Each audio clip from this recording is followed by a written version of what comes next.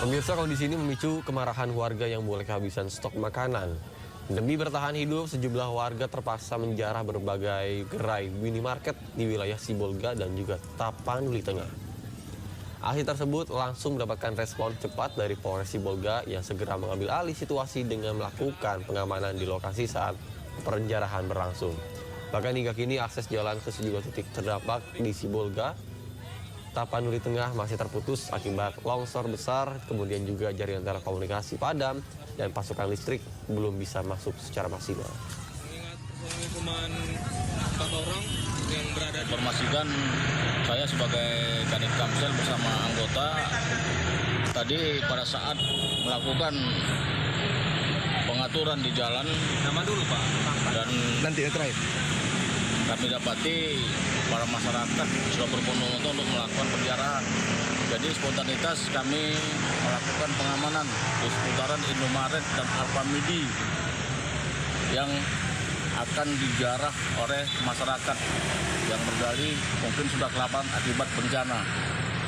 Sekalian kami bersama anggota melakukan pengamanan sekuat tenaga bagaimana bisa untuk mengamankan Alfamidi atau Alfamart yang akan dijarah. Mungkin di saat kami melaksanakan pengaturan, kami upayakan tindakan spontanitas dari kami para Satlantas yang sedang berada di jalan. Melakukan pengamanan ya Pak? Melakukan pengamanan. Pemirsa, pasca dikepung banjir bandang SPBU di Aceh Tenggara diserbu pengguna kendaraan bermotor. Antrian mengular hingga 2 km. Antrian pengendara terjadi di SPBU di Desa Lawe Kihing, Kecamatan Bambel, Aceh Tenggara. Warga rela mengantri hingga berjam-jam untuk mendapatkan BBM. Warga juga mengaku khawatir kehabisan stok BBM. Akibat membludaknya antrian, petugas pun terpaksa membatasi pembelian BBM.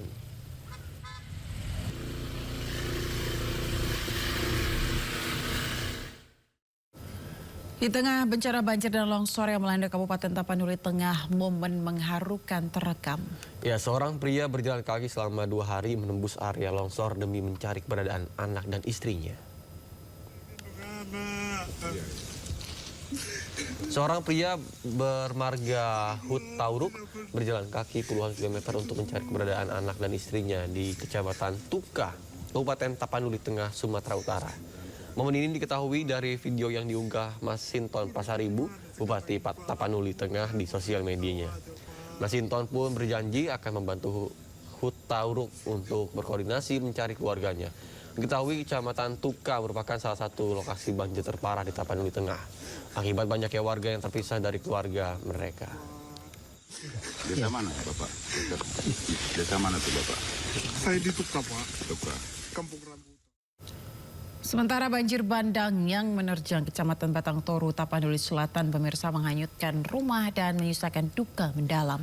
Para korban berharap pemerintah menyediakan relokasi lantaran rumah mereka telah rata dengan tanah.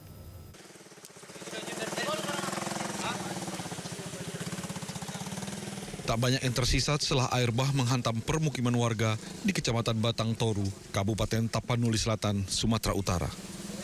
Rumah yang dulu menjadi tempat bernaung hancur menyisakan puing. Dinding, atap hingga perabotan semua hilang tersapu arus. Di tengah puing dan lumpur, warga masih mencoba menemukan apapun yang tersisa. Sebagian berharap menemukan surat berharga, sebagian lainnya hanya ingin melihat sisa dari kehidupan yang pernah mereka bangun. Tetangga yang banyak. Rumah kakak di mana Kak? Udah hancur semua. Dua jatuh hancur semua deh. Oh iya Kak. Harapannya Kak buat pemerintah Kak? Tolong bisa harapan kami, tolong bantuannya lah Pak sama kami. Hingga kini, korban meninggal dunia yang dibawa ke Puskesmas Batang Toru mencapai 32 orang dan 186 korban luka.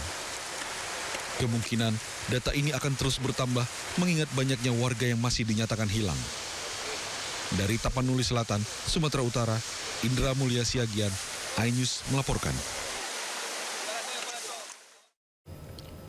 Sementara itu pemirsa, Wali Kota Sibolga Ahmad Syukri Nazri yang sempat hilang akibat bencana banjir dan longsor ditemukan selamat.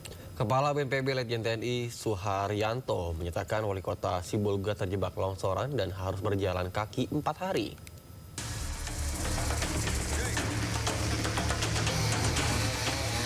Wali Kota Sibolga Ahmad Syukri Panarik dinyatakan selamat usai hilang kontak terjebak banjir dan longsor pada Selasa kemarin. Berdasarkan pernyataan dari Kepala BNPB Letjen TNI Suharyanto, Ahmad Syukri terjebak di longsoran dan banjir di antara Jalur Sibolga dan Tarutung dan harus jalan kaki selama 4 hari. Sementara komunikasi di Sibolga lumpuh akibat longsor.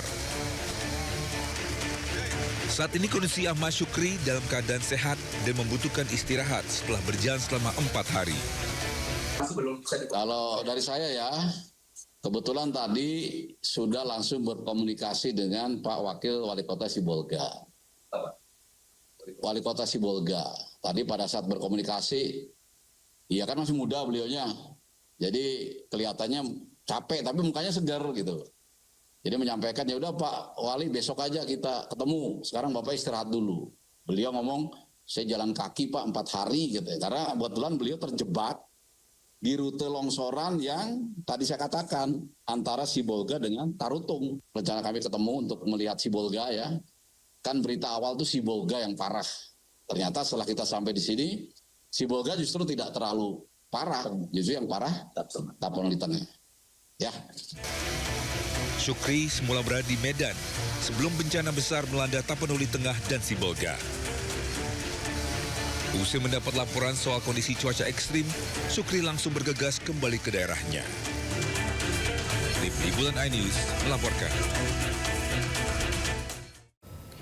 Pemirsa, ratusan hektar lahan pertanian dan rumah warga terendam banjir bandang di Kabupaten Solok setelah hujan dengan intensitas tinggi mengguyur wilayah di dalam beberapa hari terakhir.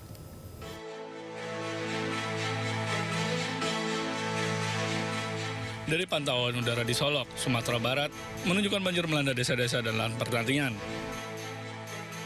Aliran air tak lagi tertampung, sehingga meluber ke permukiman warga.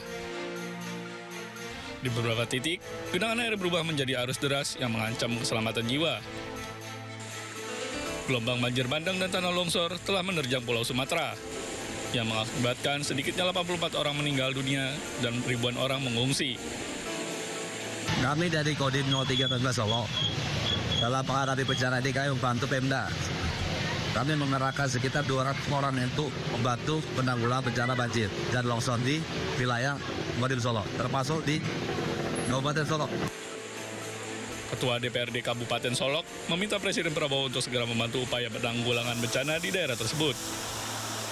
Kami minta bantuan pada Presiden Republik Indonesia, Pak Prabowo Subianto, mudah-mudahan segera memberikan bantuan terutama untuk kebutuhan primer karena ada masyarakat kita yang rumahnya sudah tidak ada lagi dan mudah-mudahan tindak lanjut setelah pasca bencana ini bisa membantu Kabupaten Solok untuk pembangunan baik infrastruktur yang sudah rusak, jalan, jembatan ataupun areal persawahan masyarakat yang memang ratusan hektar yang terdampak oleh bencana banjir dan kalodo di Kabupaten Solok ini.